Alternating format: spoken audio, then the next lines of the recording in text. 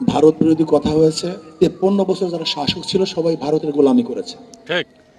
আসলে যারাই শাসক ছিল এবং যারা ক্ষমতায় যাওয়ার চিন্তা করতেছে তারাও ভারতের দালালি শুরু করেছে অলরেডি।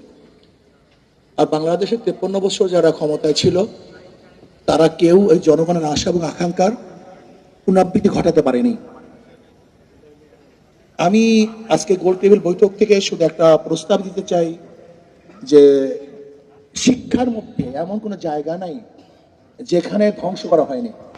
এখন যদি বলেন যে আপনি ইসলামী শিক্ষা সেখানে দিবেন, মধুর সাথে যদি আপনি বিষ মিশ্রণ করেন সেই মধুতে কোনো কাজ হবে না। শুধু ইসলামী শিক্ষা দিলেই হবে না, বরং এই শিক্ষা যা সাজানো হয়েছে এর কোন অংশ আপনি বাদ দিবেন। কয়লার কোন অংশ আপনি কালো, যদি প্রশ্ন করেন যে তেঁতুলের কোন অংশ চুকা, মিষ্টির কোন অংশ মিষ্টি, এই প্রশ্নের জবাব এবং সমাংশ এই বিগত দিনের যে শিক্ষা কারিকুলাম সাজানো হয়েছে এর প্রত্যেকটা বই বাদ দিতে হবে, নতুন ভাবে বই সাজাতে হবে, নয়তো এই আন্দোলন ব্যর্থ হবে। আর একটা কথা হলো এই ইসলামী আন্দোলন বাংলাদেশ 5ই জুলাই বৈষম্য বিরোধী আন্দোলনের 5ই জুলাই থেকে শুরু করেছে। 4 আগস্ট শাহবাগে আমি বলেছিলাম বিকালে যে আগামী 5 তারিখ গণনগর জনগণের গণভবন জনগণ দখল করবে।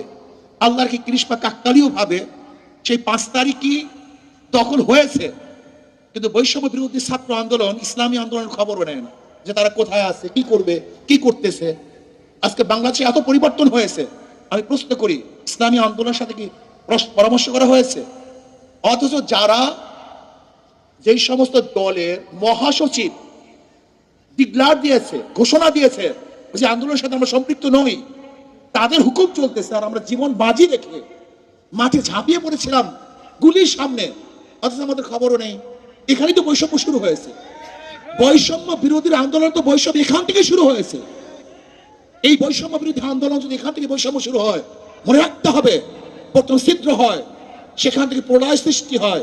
ইসলামী আন্দোলনকে যদি বৈষম্য বিরোধী আন্দোলন গুরুত্ব না দেয় তাহলে ইসলামী আন্দোলনের প্রথম তাদের বিরুদ্ধে মুখ খুলতে বাধ্য হবে। এবং রাখতে হবে ইসলামী আন্দোলন সবসময় সত্য এবং সঠিক কথা বলে আসছে, বলতে থাকবে, বলবে ইনশাআল্লাহ।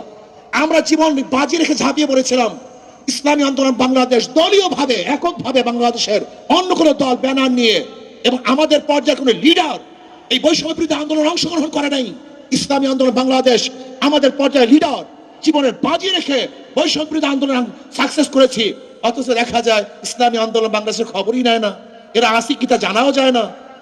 যারা নিজেদের নাম ব্যক্ত করতে লজ্জা পেয়েছে, ব্যক্ত করে নেই, তাদেরকে গুরুত্ব দেন আর বৈষম্য বিরোধী আন্দোলনের বৈষম্য বিরোধী কথা বলবেন, এটা হয় না। আসেন শিক্ষা সংস্কৃতি করি, এদেশকে সংস্কৃতি আল্লাহ আমাদের সবাইকে কবুল করে নেন।